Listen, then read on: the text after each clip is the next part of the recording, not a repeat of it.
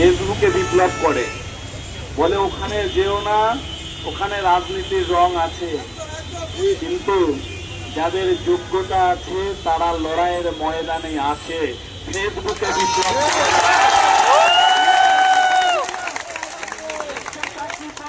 নিয়ে চিরঞ্জিত আছে, অনেক এখানে অনেক শিক্ষক মশাইরাও আজকে এসছেন, আমরা অনেকে এসছেন, বললাম তো অনেক স্যার এসছেন। আজকে কেন রাস্তায় নেমেছে? ফেসবুকে বসে করলে হবে না।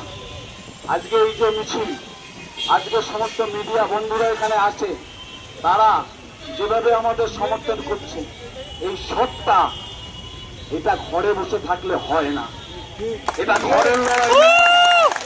আর বদনাম করা সোজা, বদনাম করা, কটু কথা বলা সোজা, রোদ্দুরে বৃষ্টিতে মিছিল করাটা এত সোজা না।